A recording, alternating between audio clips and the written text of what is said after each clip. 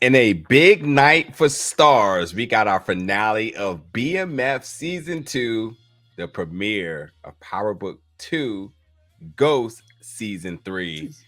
So that means we're up all night. That means you're up all night because we got a ton of content to cover and you got a ton of content to watch. But yep, folks, we are here for episode 10 of BMF Season 2. And this episode is titled New Beginnings, as Lucas and I are here to close out this season and talk all things BMF before we get on the road and long anticipated, or now what should be a maybe long wait. Now, I don't think it's long because they're filming now, honestly. But our wait for season 3. But hopefully you all have been in, yeah, maybe a year. I think about maybe January next year is probably a good bet if you ask me. Yeah. But hopefully you all been enjoying the content for BMF season 2. We had a lot of fun with this season, and we have a lot to talk about in tonight's episode. So without further ado, let's get right into it. And before I even say that, I definitely want to give a shout out to Heather and Brandy, who really, really brought it this season. The two of them made something special from beginning to end. And this episode really was the exclamation point to what was a fantastic season of just so many twists and turns and so on. But yeah, getting right into it, we got Meech and Terry, and as they described, they've been running their entire life, and now that they're running the game, they're the ones doing the chasing. What did you make of that short message and sort of that dynamic of the childhood to them being kids in Detroit to now being bosses in Detroit? I mean, we've kind of seen this weird and only 2 seasons already coming to fruition about them running everything. Yeah. Like, this was everything that they hoped and wished for. I think it was a little bit of foreshadowing that maybe once you get what you hope for, it doesn't always turn out positively. Yeah. But here it was just a start to remind you, like, hey, we've done this, we've grinded hard, we've gotten to the point that we are now. Like, we run everything. Yeah. But it also, I think this is just the cracks at the beginning to show the necessary separation between the two. Okay. Because is it enough? Is it enough to be running everything? Or do you want more? Yeah. And I think that's what it leads to more than anything else, because you would assume they would have been content on, we control Detroit. Like, we got all the drugs coming. We control here. But we know that not to be the case. And this was a bit of foreshadowing to the audiences that maybe the position they're currently in is not going to be enough to sustain them. Yeah. Yeah. So they go to the car wash because apparently something had happened, and they pop up and they find out that a body was found in their stash spot. I know. You all right, man? You doing okay? Look here. Lord. Did you know her personally, Why by the way? I feel in my heart and my spirit that I do know her personally. So to the real KD, we miss you. We love you. There's only one KD.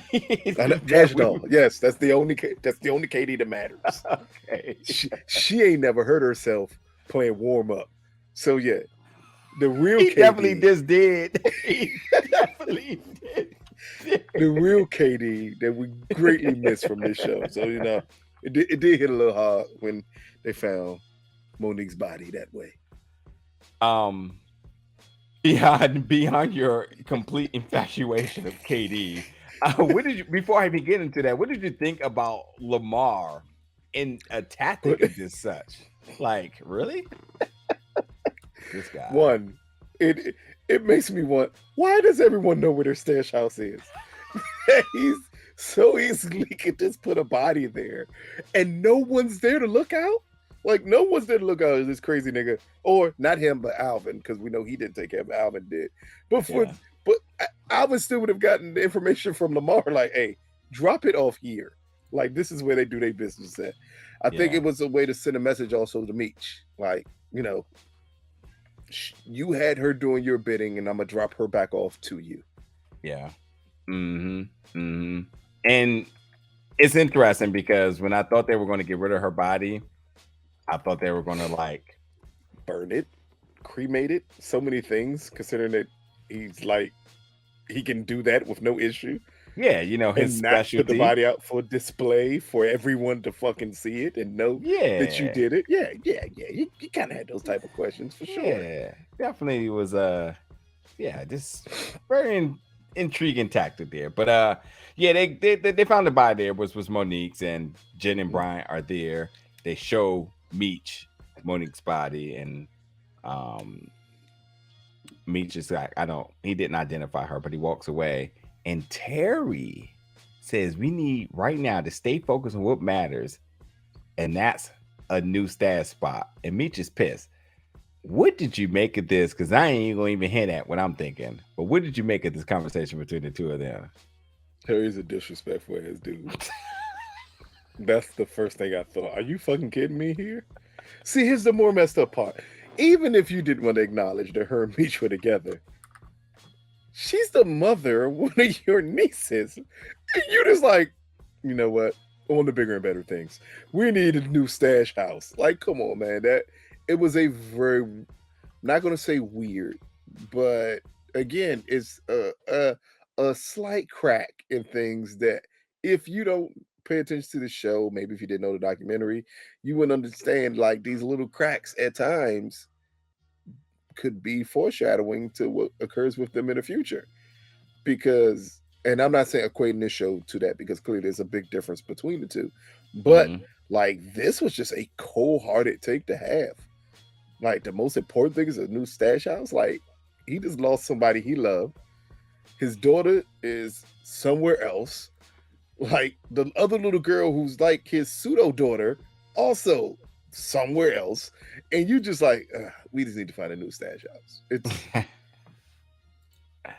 It's careless considering how much he wants Meech to be there through all his women problems that he brings upon himself repeatedly. Yeah, it is the first time I saw Terry just completely no regard for Meech, because Meech, this is all day, every day, his wheelhouse when it comes down to Terry, and when Terry has feelings about anything. And I wish I could think of an example. You all can help us out in the comments now. But there's definitely an example of when Meech directly goes at Terry and was like, man, fuck all that. We got to handle this business. You can't be thinking about Markeisha or LaWanda or any of that. We got to handle this. And I maybe it was when he was trying to like leave town for Atlanta, Don't and he was remember just that. like, Remember, Meech doesn't give a fuck about Markeisha. not at all. He just like, that's Boone Girl. Like, it's bad business that you even with her. Like, so forget her. But he's never said that about LaWanda, I don't think. No. Anything. He loves LaWanda. You're right. He never Yeah. did LaWanda like that. So but yeah, I was just like, damn, dog. But all right, but me just pissed anyway. But looking for a new staff spot as they're meeting at the record spot with everybody. B-Mickie still being called the rat. But Meech says, do not ever question me about my business. And Terry gets a phone call because it's Terry and Markeisha. Same old. Somebody ran up, and we find out who later, so I'm not even going to hint. But somebody ran up in the spot, demanding money from Boom, tied the kids up, and Terry gave the message of, man, we love each other. She definitely dropped the L-bomb for him. Said, man, we're going to get a new house and whatnot. But we get Lucille and... Hold up. Before we move on so fast, just think of mm-hmm. the correlation between the two. Meech's girl dies, and he like, we need to move on. Markeisha gets tied up. Oh my God, all business needs to stop. I need to run and make sure she's okay. Like, come on, man. Come on, man. Yeah. I mean, he's exactly what me said. He's absolutely pussy whipped, and there's no denying that one at all. Like, my man, he gave the kids a new house. He talked about we're gonna be a family. We're gonna get a new house. I'm gonna make sure you're safe. Nigga, you done bought the kids already a Sega Genesis, and then she kicked you out after eating them out, and they was left in the bathtub. Like, come on now. He ain't getting no college fund. You. He ain't getting no college fund like Lamar did. He not on no real shit. Yeah, you're right. You're absolutely right about the difference in dynamics there. But Lucille and Nicole just talking about the hair stuff. and whatnot. But Charles walks in, and Lucille's like, "I'm not dressed yet. Please turn around." And he said, "I'm sorry. I want to make it up." And my man gets out here trying to drop the Bible to use to help put together. But anywho, wow. He said something about the Bible trying to keep it together. Lucille had her own. You can tell when a woman mad at you when she says, "I'm not decent, turn around." Yeah. Girl, you know how many times I've seen them titties? I'm not turning around for you right now. You lost your mind. Yeah. That's when you know she fed up. Like, no, I am not decent. You need to turn around. Yeah, the end was near. Yeah, exactly. That was the ultimate sign that the end was near at that. Even though we'll speak on the possible end is near later on in this episode, because that look at Meech's little cookout didn't say they was at the end. So we'll talk about that later. But at the police department, so we find out that Chambers, who is Leslie Jones' character, is out in terms of DEA, in terms of what they're handling with K9, but Alvarez is in. They got K9 in custody there, and Jen and Bryant, they're going to work him. And at this point now, they want to know about. First of all, they let him know that they know. And they have witnesses of him shooting that coach from the beginning of the episode 1. They want him to name all the local dealers. And he funny, ironically says, like, y'all not going to try that popo tactics that they use on Miami Vice, which is an absolute amazing reference in this time period. One of the hottest shows on TV at the time. Yep. But at the same time, too, wow, he says, okay, cool. If you're not going to talk, then fine. We'll make you talk. And then they bring Peaches in, and she is snitching it all up. And then now he gets to talking and gives up everything, talks about the Colombian Connect and whatnot, all this other stuff. And he says, listen, they have a problem, tell them to come see me. But they asked about Terry and Meech, and he did not give them up. What did you think about this whole interrogation and all this other stuff happening here? And then K9 snitching, Peaches snitching. What did you think about all of this? Well, first, let's focus on Peaches snitching. Fellas, this is why you don't let women know all of your operation. Because she not gonna hold you down. I understand people glorify these ride or die chicks. That's like 2% of the female population. The other 98% is gonna do exactly what Peaches did here. She's gonna tell where your stash spot is. She's gonna tell your mama house ain't really her house. She gonna tell everything humanly possible. Yeah. But as it pertains to K9, if you notice, he had no issue snitching with people he didn't like anymore. Like, nope, I tell on them. Fuck them too, I tell on them. But when it came to Terry and Meech, he still has a relationship with them. So he's dead silent. Yeah. But he'll snitch on anybody but them. Yeah. Like, that is... I know people look at it like you shouldn't snitch at all, but those people aren't real people.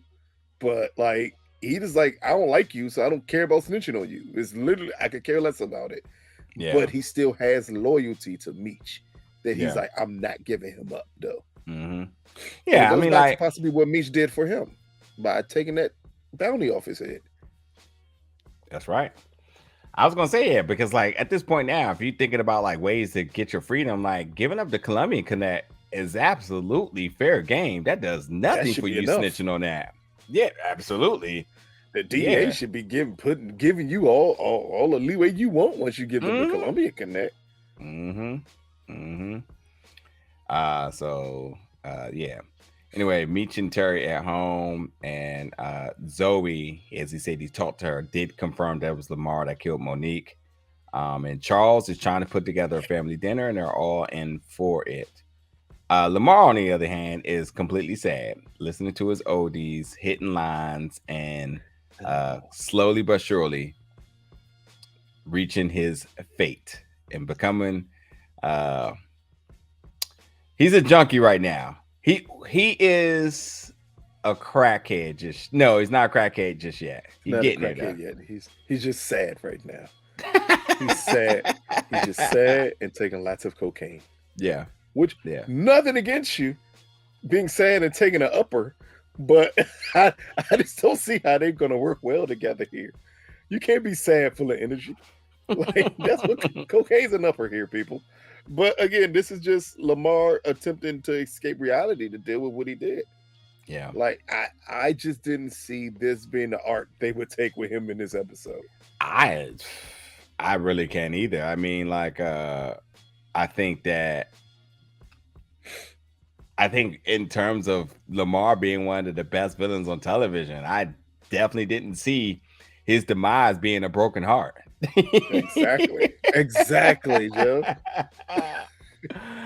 And all that conversation, just like Batman when they made Bane so great, and then all Batman had to do was like pull a little plug from the back of his neck, and then all of a sudden Bane was nothing.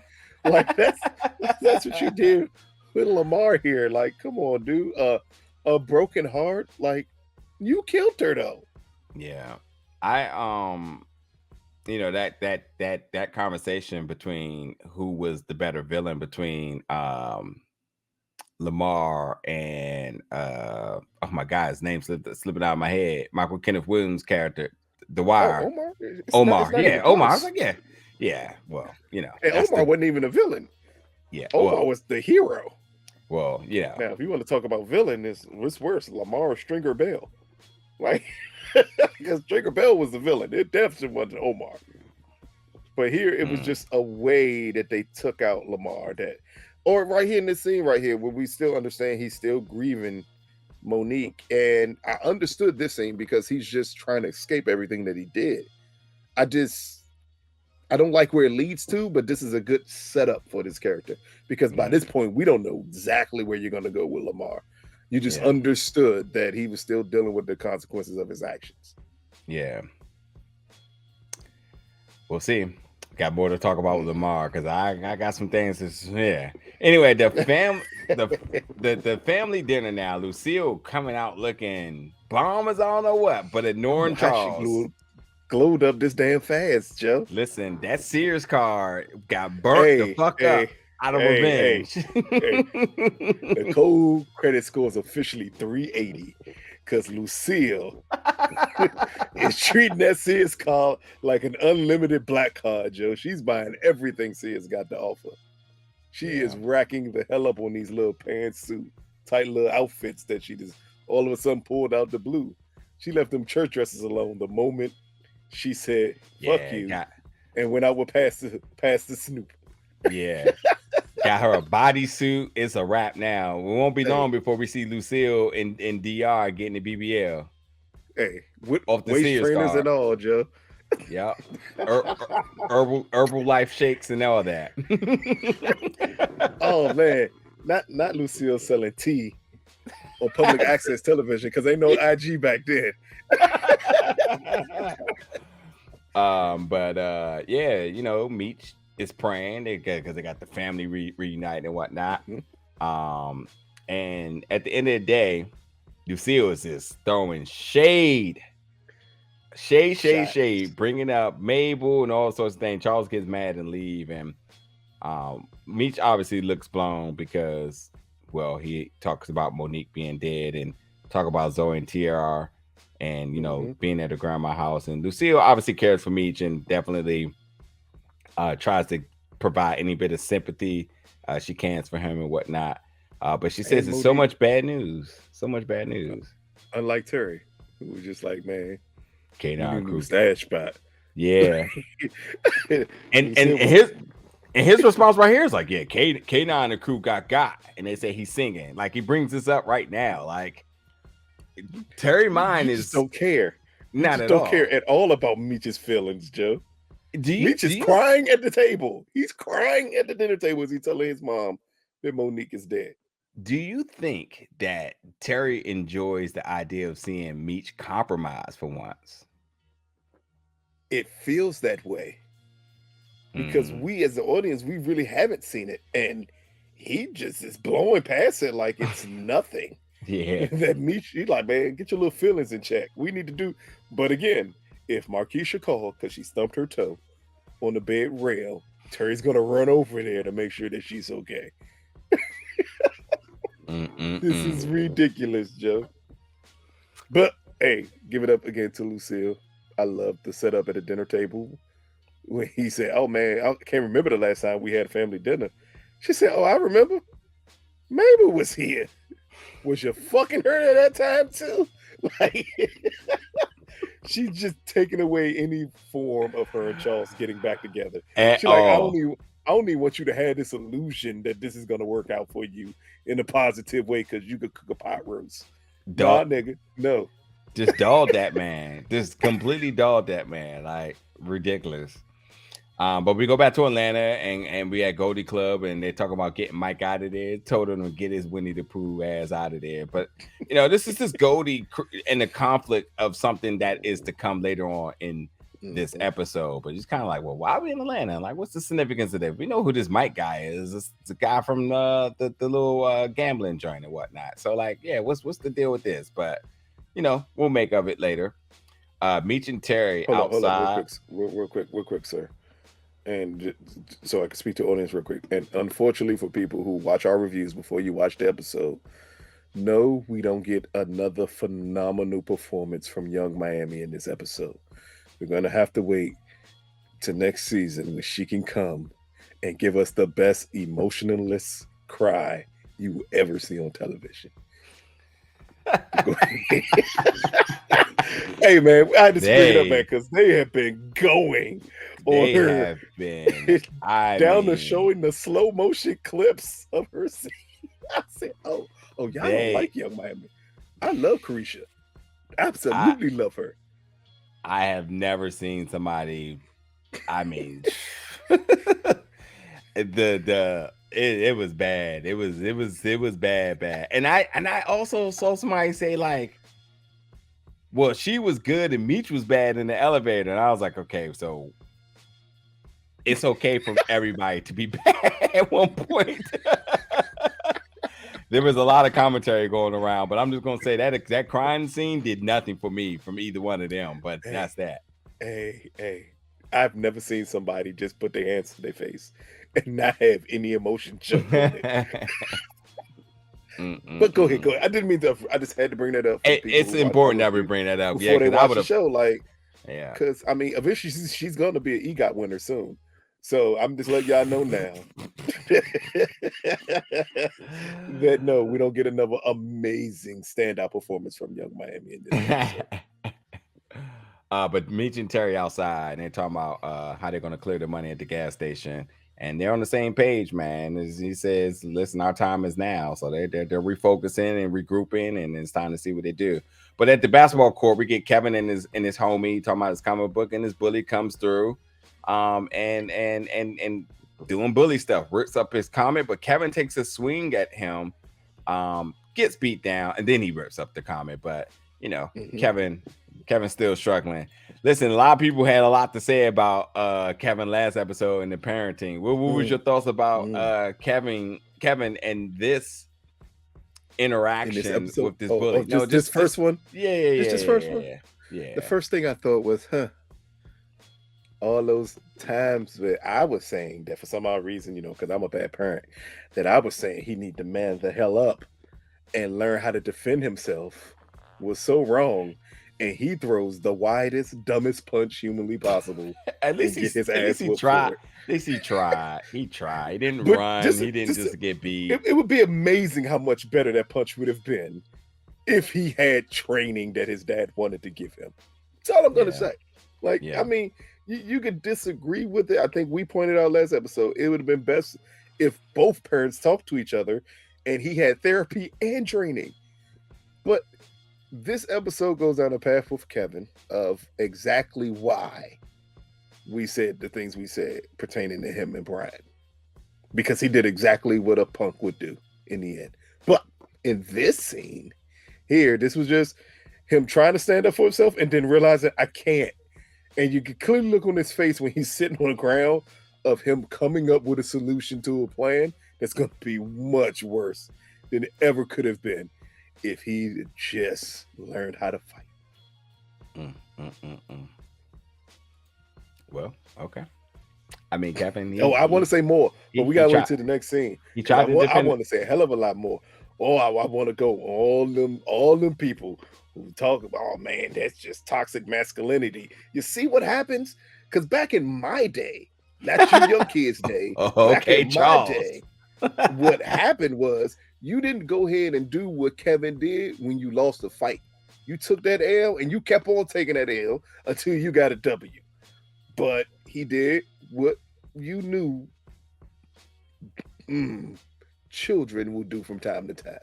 But back then, you was known as a punk if you did what he did. Yeah. But again, we'll talk about it when we get there. Yeah. Not gonna build it up now. We're gonna talk about it when we get there. Yeah. So I didn't know this, but Detroit being considered the black hair capital, and they had a lot of emphasis on exotic hair nights, which seems to be a hair and fashion show, which is something that Nicole wanted to be a part of. And even though I think she said, even though it's not a church event, they're going to let her be a part of it and whatnot. Well, but it's a big thing for Nicole, and everybody showed up for it. B-Mickie shows up and whatnot, who's being accepted by Meech and them family. Markeisha shows up, Lawanda's there, and then it just turns into a fucking cat fight between the three of them. We can say to the way Lucille treated Markeisha for the moment. When your mama say, ain't you a little bit long in the tooth to be oh man, Lucille was overly disrespectful. I absolutely loved it. She was overly disrespectful to Markeisha. I tell you that these scenes don't work for me because Lala looks amazing and Da Vinci. Well, Lala's always gonna look great. Yeah, come on, Da Vinci don't look young. I'm not saying that doesn't look good for his age, but he doesn't look young. So like, them two together looks acceptable.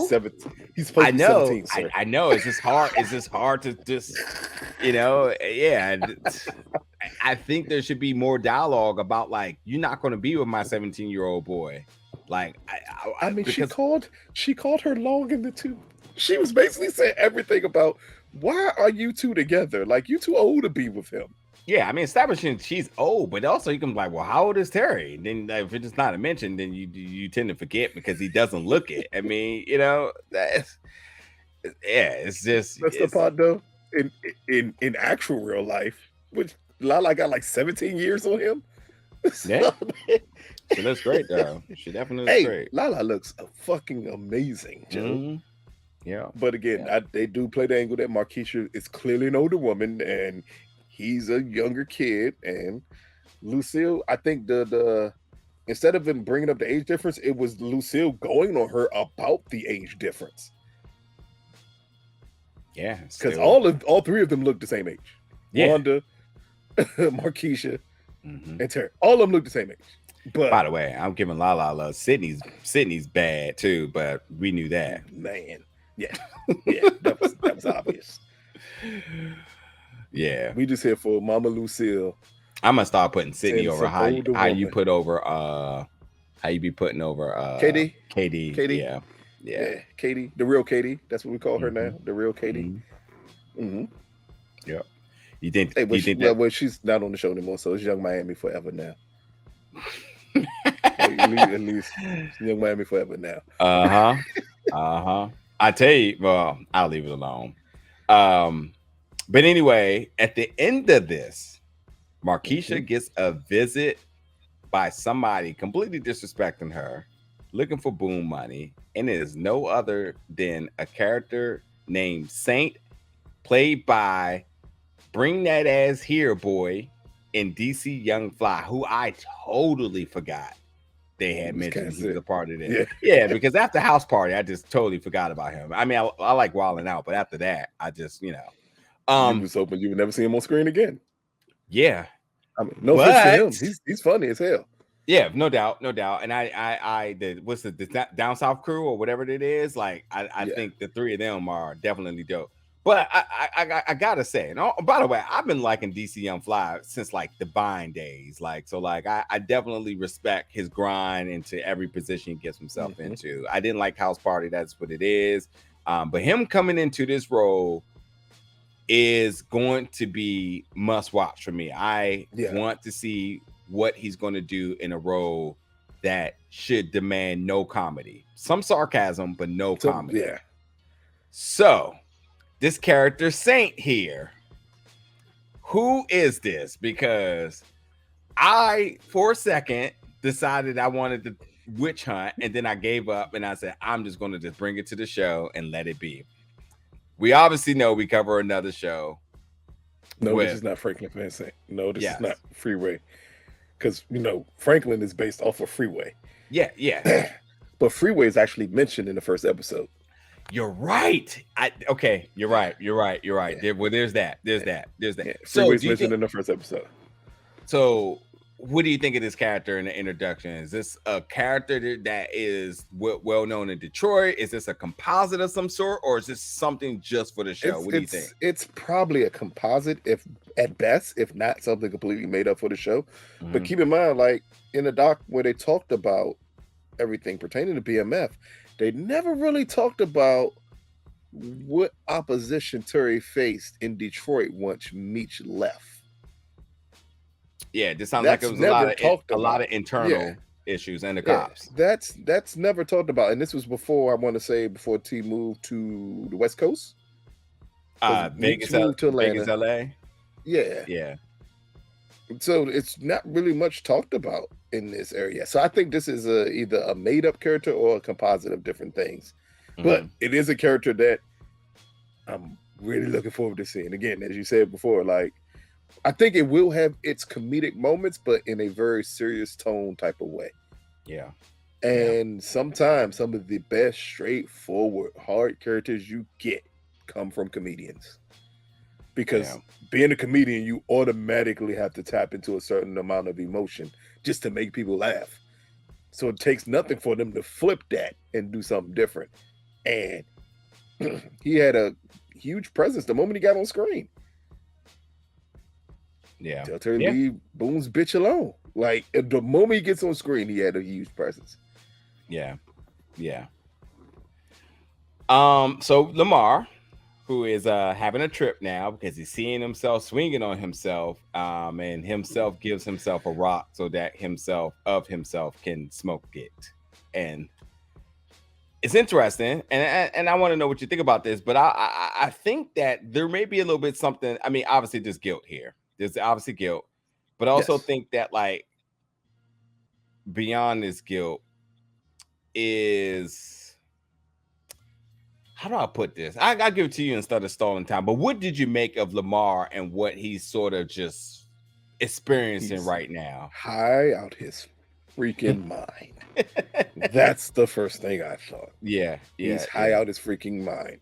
When it's revealed that it wasn't necessarily him he was looking at, it was Alvin who gave him the rock.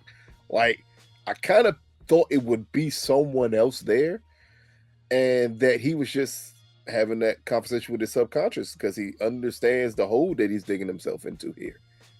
Like, you can't do drugs for days, not eat for days, and then think you're not going to hallucinate.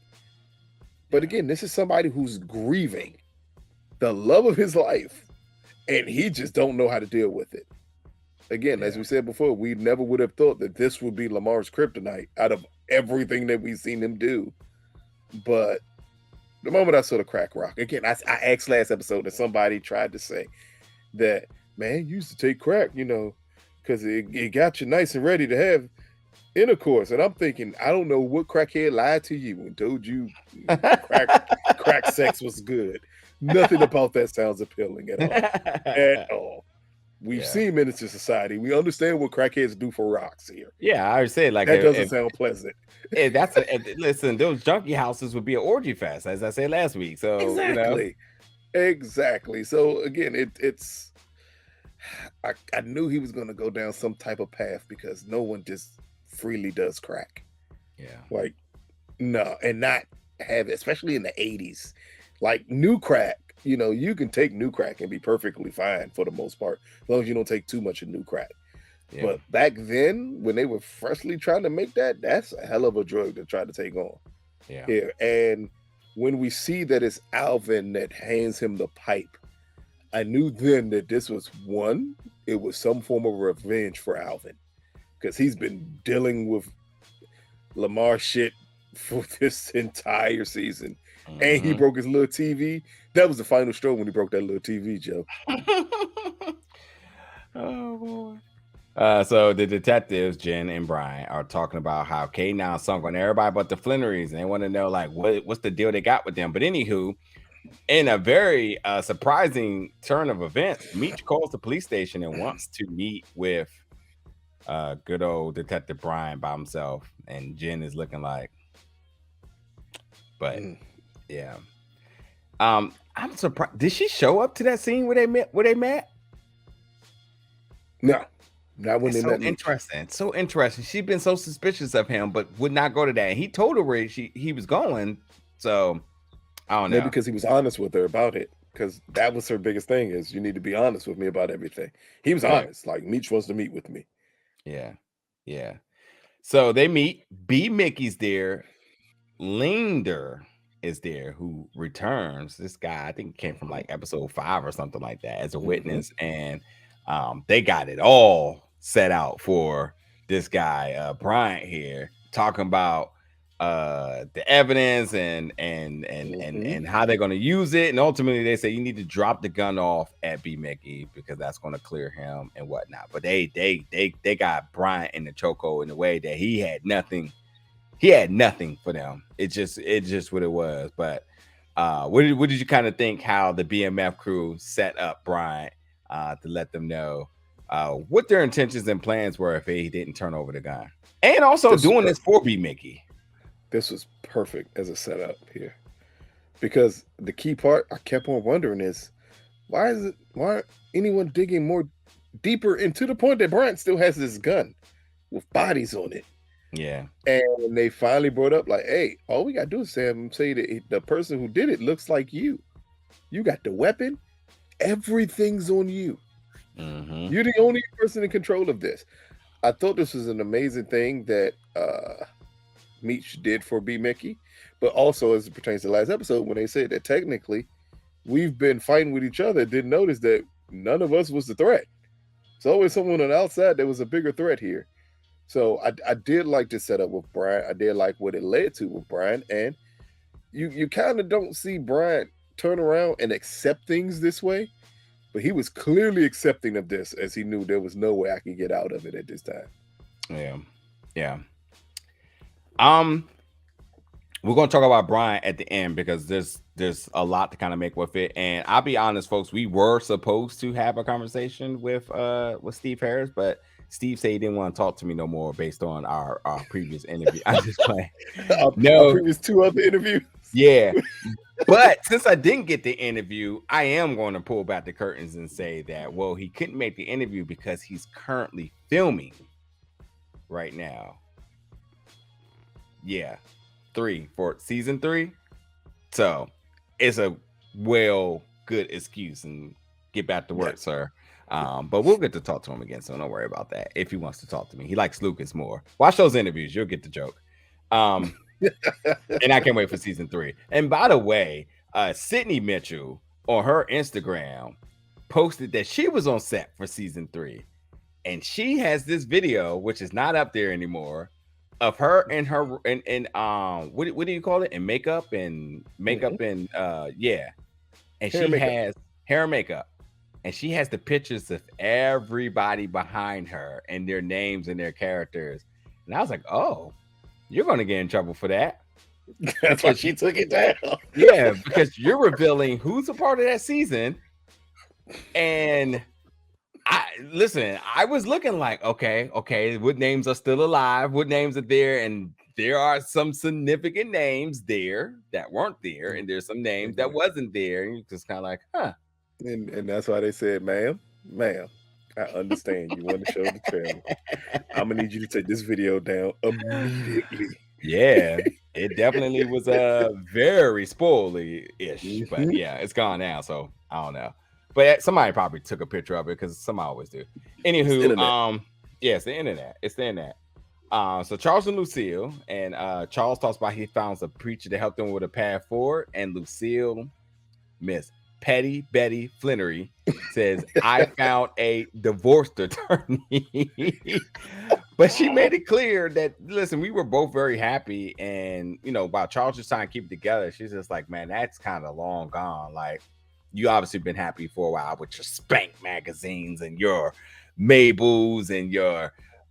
Is she more mad about Mabel or the dirty magazines? Because she brings up these dirty magazines all the time. No, she's I don't not know even... which one she's more upset about. Listen,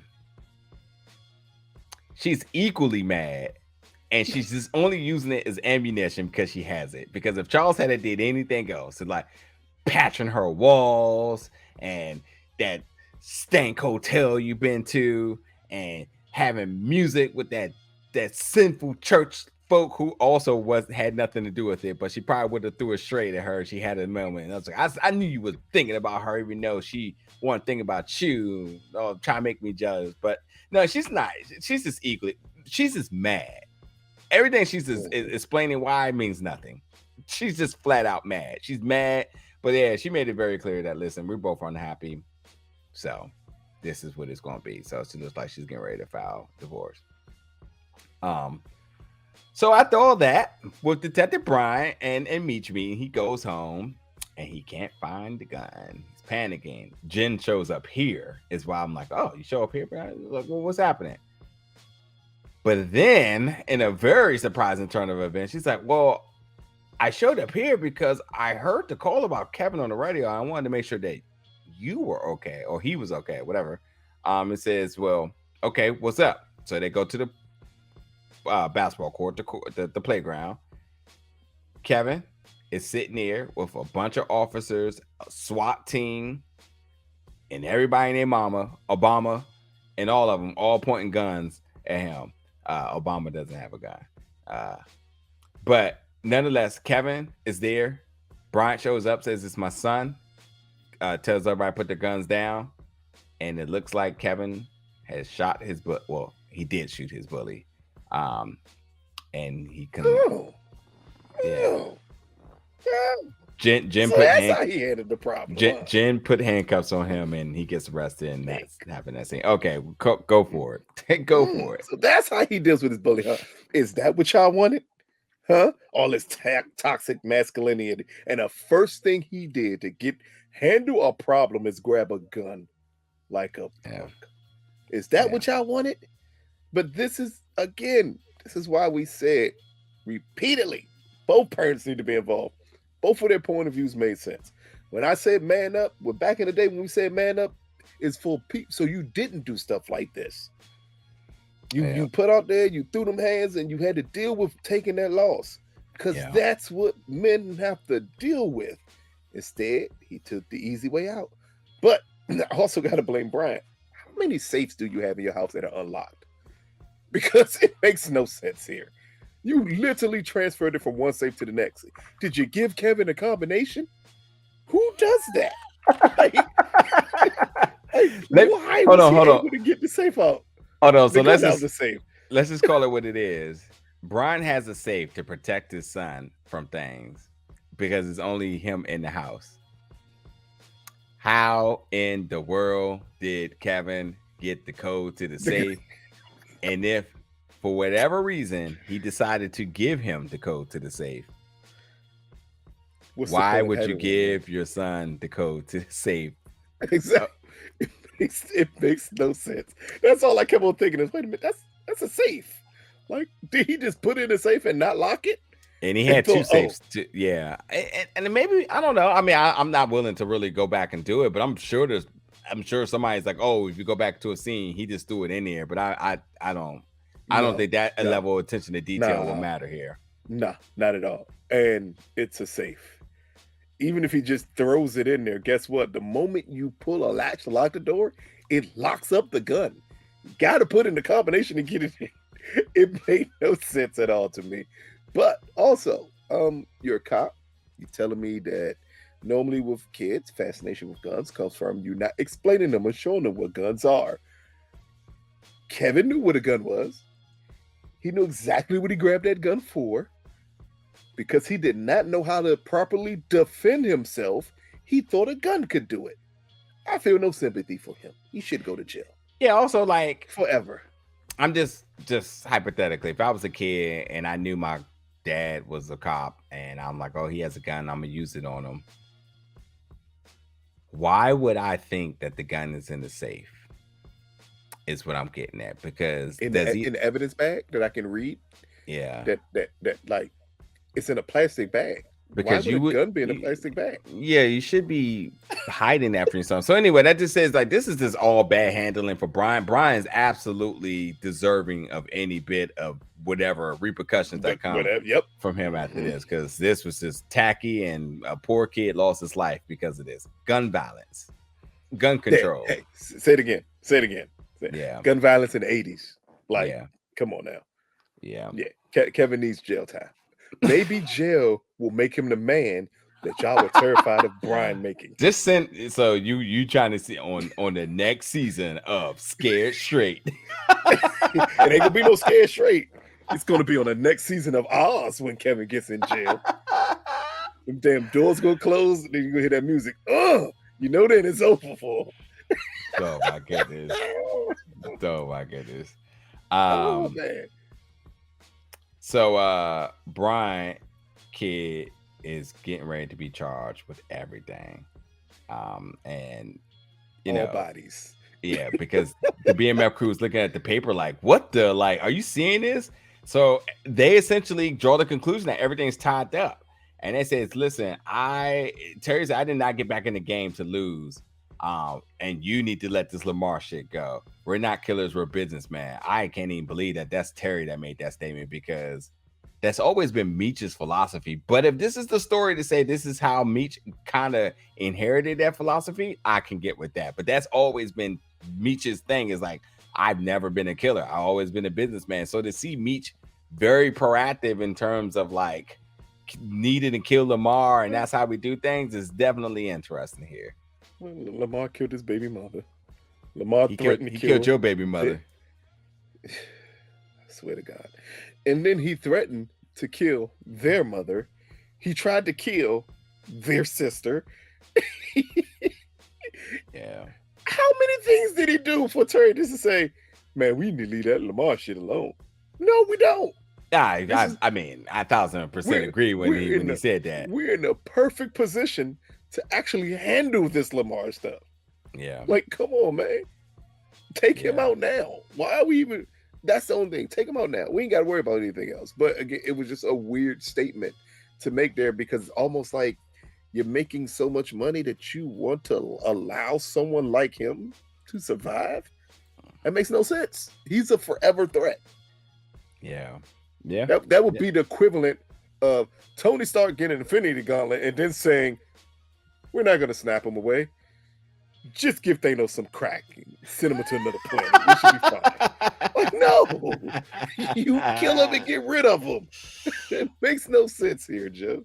Like, I like that Thanos guy. Let's keep him around a little bit. See how this plays out. Yeah, you're right. You're right. So Bryant and Major Gar says, listen, man, you're in trouble because you suppressed the murder weapon. And then they instantly say, what do we get B-Mickie to confess? You're off this. Turn in your badge. Give me your gun. It's a wrap. But Jen lobbies for him. And, you know, as she said, what about if I take a stab at it? And they said, Brian, take your ass home. No one do not talk to nobody. But anywho, as Jen seemed to have made a path to help Kevin, she says, fuck you, Brian. So I guess, to my pleasure, we will no longer be having any more sex scenes between Kelly and Steve. Why? What rule did he break? He had the gun. I mean, I don't think she'll forgive him. She throws her legs around for truth and honesty, not deceitfulness. We know that ain't true. We know that ain't true. Not from what we've seen this season. No, sir. But again, it was more funny to me when he said, you're in trouble for this. No, sir. He should be in jail with his child. How is it that he did all of this, suppress his murder weapon, did all of this crooked, underhanded stuff, and then all you say is turn in your badge? Nah, turn in your badge and put on these cufflinks, my brother. you go in this cell with your son. Because at this point, in all honesty, Brian can say, "Oh, that was somebody else's body. That was, no, the gun came out of your house. Guess what? No one can even believe at any time it was B-Mickie's gun. All they could ever think and know is that it was yours." And I know they played a part of saying B-Mickie's DNA was on, which this is the 80s. I'm way more surprised that they say his DNA was on the gun after Kevin gripped the gun. I know how guns work. That's humanly impossible because Kevin had to grip it in the same place B-Mickie gripped it. So unless you tell him it's on the inside of the barrel, which most people don't even check in the 80s to see it, like how the hell would you still see B-Mickie's DNA on this gun? But the point, it was in Brian's possession with bodies on it. Guess what? It's Brian's gun. That's it. It's your gun. Yeah. It was in your safe in your home. Yeah, You killed those people. Absolutely. Yeah, I'm definitely curious to see. I mean, granted, the only I will say is that cops are going to protect one another. That's why they put him on suspension. They still do the shit today. What year was this? Like, what they're about to be? Actually, that's 85. another thing, right? And they're going into the 90s next season. Mm-hmm.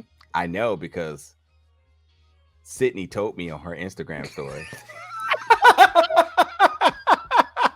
We'll leave Sydney alone. Oh, Sydney, yeah, with the scoops here. Don't be mad at me, STARZ. Sydney posted Sydney became everybody's source. Yeah. Like, the Adam Scheffner of the BMF series. It has been reported to me, but yeah, they're going to the 90s. Well, it's about time. It will make sense though to go into the 90s from here on. But again, this is supposed to be 85. I was just confused with the DNA evidence, the multiple fingerprints on the gun. I know enough about history. 9 to the late 90s. I know enough of this time period that ain't the way DNA evidence fully worked then. All you have to do is just know a bunch. First of all, if DNA was, do we have time? But if DNA was just that accessible, there've been a lot of serial killers back in the day that probably wouldn't have been serial killers if they were just able to just pull DNA. It took months for you to get DNA evidence in the 80s.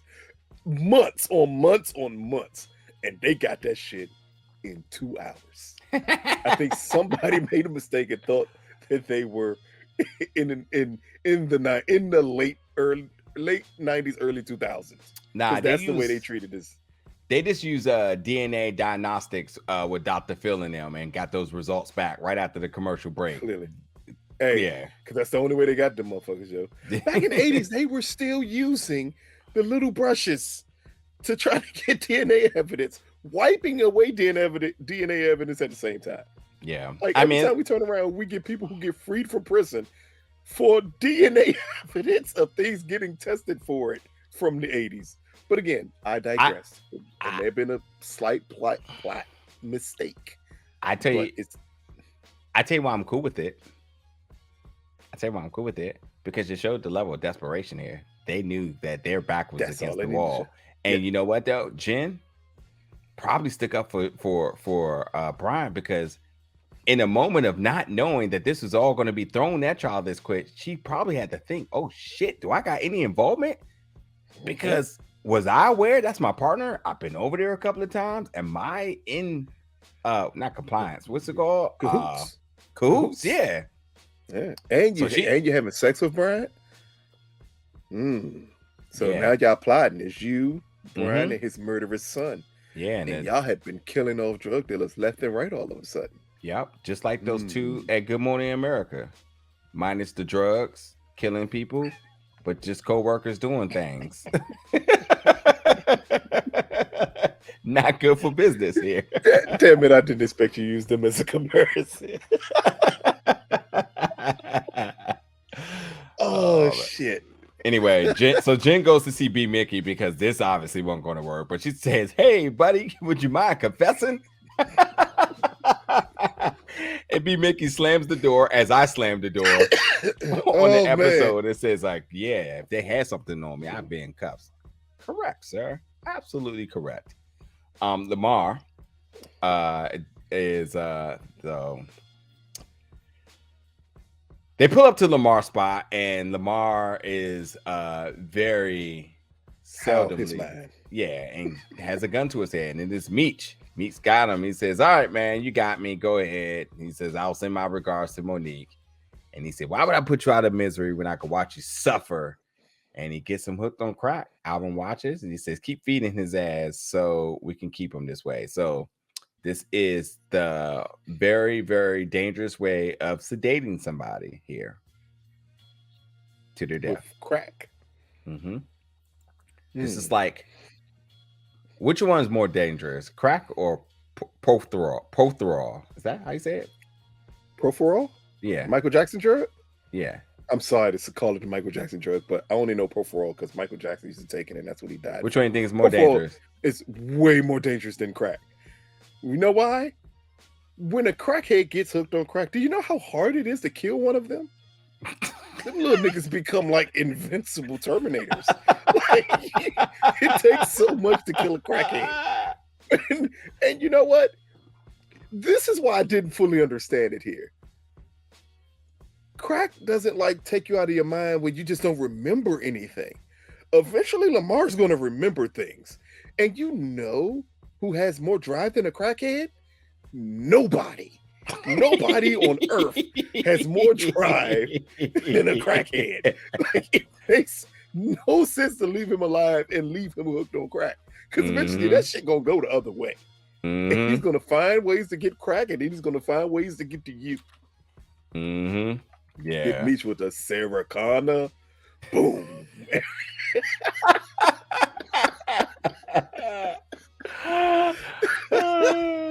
Man.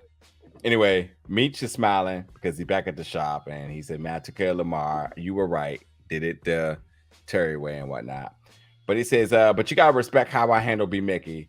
And he says, man, it's time to take the show on the road, time to head back down south. And while they're all talking and agreeing why this makes sense for him to go back down south because of just logistics and whatnot, I'll just say, they're splitting up. This is truly what all of the graphics and everything has been about this season, as we see Terry going to stay in Detroit and Meech is going to go to Atlanta. And I can't remember if this was where this was at in the episode, but when we have the commentary or the narration from Terry, like the real Terry, he said, like, man, if I had took the show on the road, maybe I would have been the superstar like him. But instead, I decided to be the king of Detroit. What did you think about that? Remember, it's something that I think we brought up before. Watching the documentary, we brought it up, and I think at the beginning of the season we brought it up. Like, as much as BMF is a brand, it's known as Meech's brand. Oh, 1,000%. It's not known as Terry's brand or T's brand. People knew who T was, but when you think of BMF, you think of Big Meech. Yeah. No one else really. Yeah. So you can't, I mean, it is true. Maybe if he would have went on the road, maybe he would have been as big as Meech. Yeah. Maybe it would have been them together, but instead, even when we saw the documentary, we saw the real life implications on people believing Meech was it. They had T dead to rights and held off on him to get Meech. Even though in the doc, it's pretty much brought up. He was the one who was running the business. But that name is what they had to get. Because, hey, I think I'm Big Meech. I ain't never heard nobody say I think I'm T. I tell you what, if you ain't know nobody, you wouldn't even realize he had a brother. Yeah. So, and that's not a knock against T. It's just, and he's right in his narration here, is that maybe if I didn't stay to be the king of Detroit, maybe I would have been as big as Meech. Yeah, and listen, let's just call it what it is. Like, I respect how Terry handled this the entire, at least that's what it made me. And a lot of what Terry did. It's always good to play the background. Yeah, a lot of what Terry did kept BMF alive because when Meech was on the run, business wasn't doing so businessy, you know.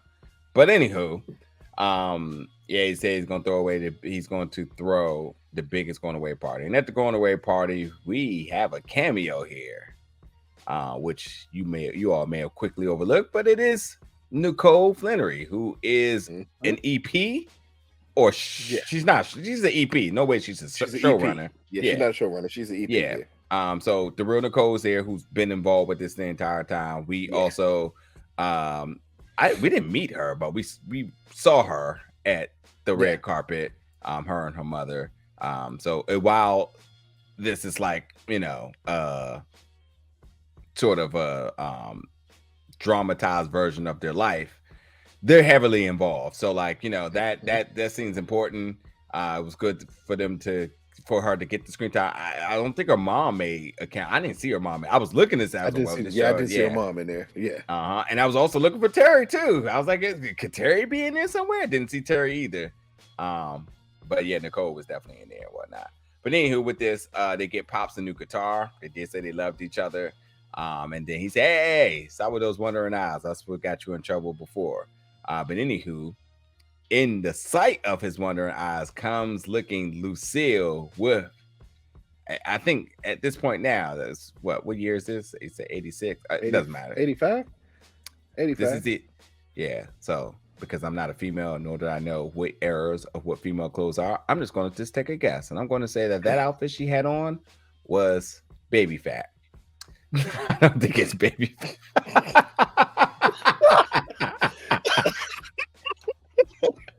Damn it, man. Baby fat, no.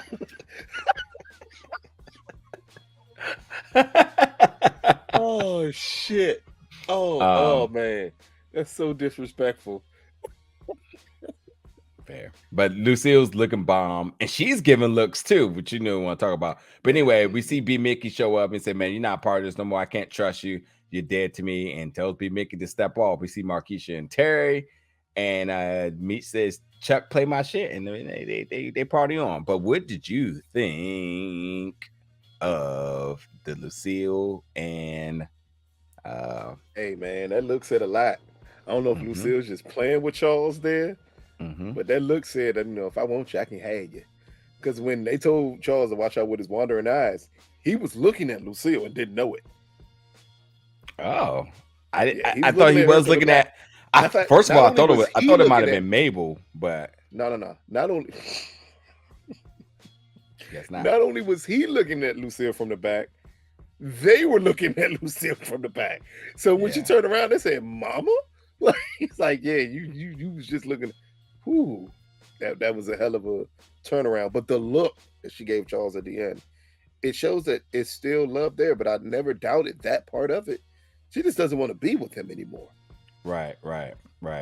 Like she's on the bigger and better things. Yeah. So Stella got her groove back.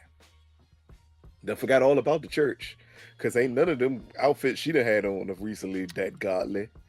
She's been showing out, Joe.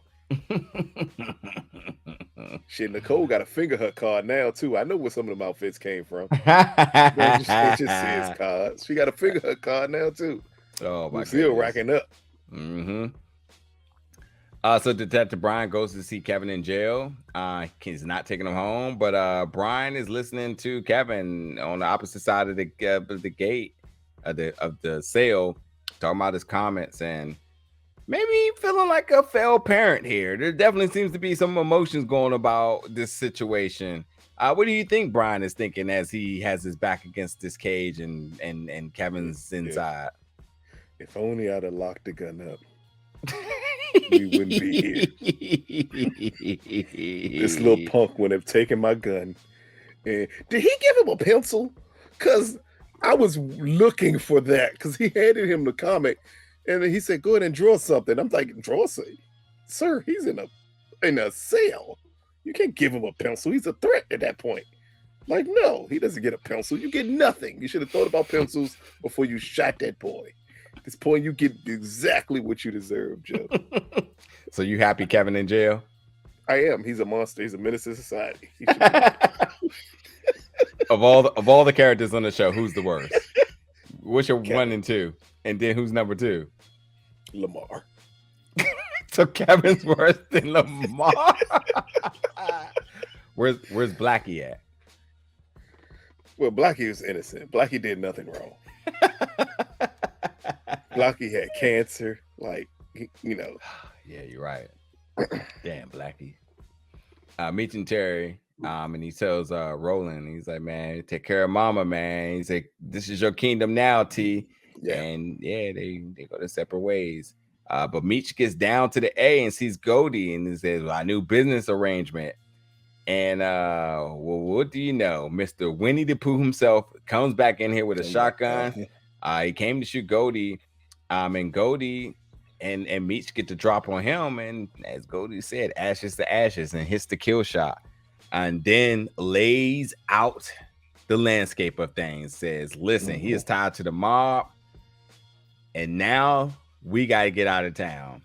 And she goes and try to get her sister, but her sister's not ready to go. But she has to take her sister off the machine because her sister is telling her, like, listen, you have to live your life, man. Let me go. It's my time. Yeah, she was tired. And this is her saying, you know, new beginnings for you. Her sister flatlines, but this now sends Meech to Magic City to meet Rodney Green, but you cannot let Robert Fulton know that you helped me out, otherwise he's going to skin you. But Remy is also in the club because the person that shot out the club last time is allowed back in the club this time. Okay. No one knows he shot. Oh yeah, guess not. No problem. Even though, like, in the real BMF story, everyone knew when there was a shooting and who was involved. So anyway, Terry and Markeisha and talks about you know, being a living legend now, and he said he would have been a living legend. This is really say we would have been a living legend about the crib, but now he's the king of the D.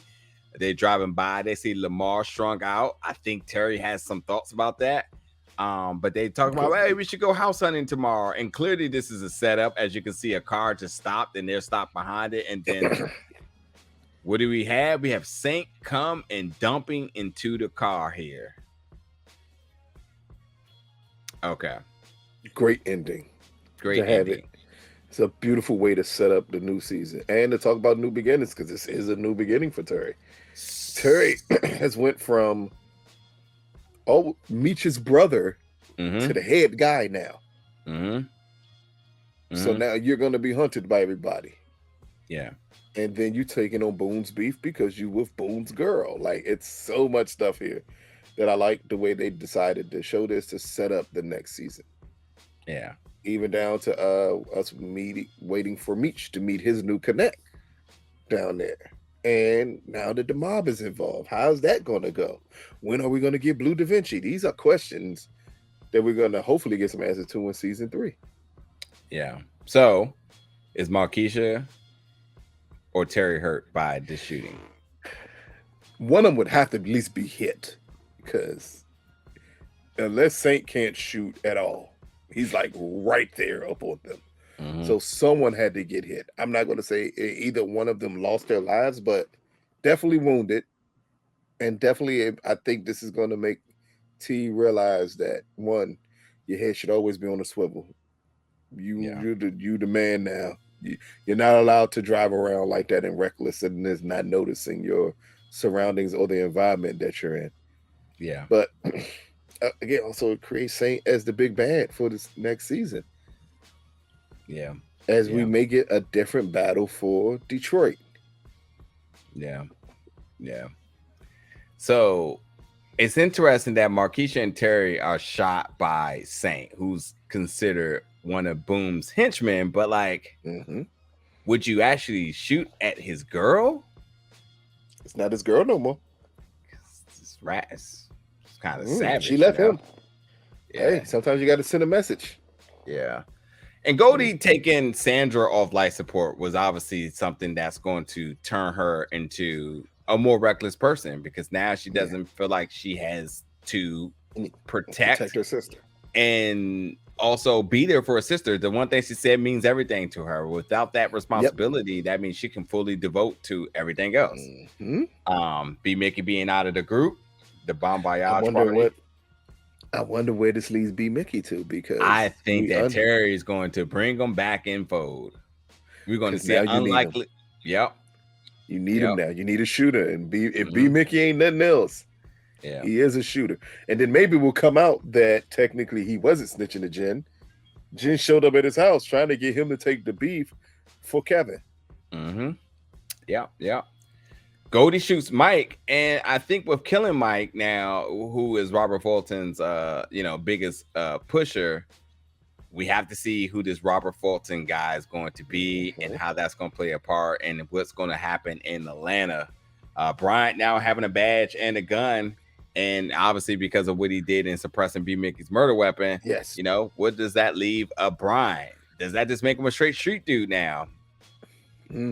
What is this resources? What is this connection? Well, we do know eventually something happens, because we go back to the first episode of this season. Yeah. When they get to years later, when Terry's arrested, it's by Bryant. Yeah. And Marcus is killed by Kevin, and somebody has to go down for that. So it's somebody. And if Kevin goes to jail, it's just going to be interesting to see how much of Bryant's time is going to be divided by that. And where does I think we see his ex-wife involved next season now. Yeah. So because she's definitely going to blame Bryant for everything that's going on with Kevin. Yeah. But hey, Kevin, you need to lift some weights, put down them comic books. Your head need to be on the swivel. It's my brother. You don't want to look at pictures where people are looking at you like food. Yep. You need to protect yourself at all times.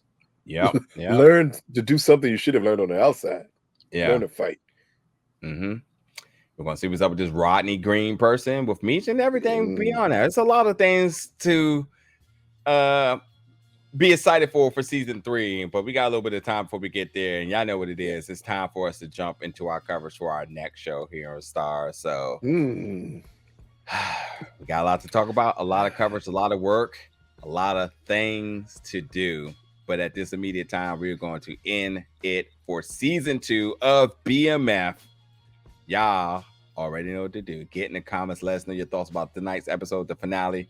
Let us know your thoughts about the entire season. This was a fantastic season. While this finale it had a lot of shocking moments. This finale completely sets up for what should be an explosive premiere for season 3, which is in the 90s, because thank you, LaWanda. We appreciate it. She's in the 90s. That means we get a huge time jump. So that means they can't even pick up directly after. I wonder what's going to happen. I wonder, will they pick up first and then do the time jump? Yeah. I mean, they'll do like they always do. We'll show them older, and then we'll go back to a time. But I think we're just going to get right into it. I don't think we need to fill in the gap. And who's narrating this season coming up? Nicole. That's my guess. That's my guess. Nicole too. Yeah, it would be amazing and awesome though if it's their mother. Oh, okay. You're right. Anyway, y'all can let us know your predictions and everything. Thank y'all so much for all the love, all the commentary, all the comments, all the other good stuff for this season. And we'll see y'all back for BMF season 3 very soon. But for now, we'll see y'all around the corner for Power Book 2 Ghost season 3. Thank y'all for tuning in for this.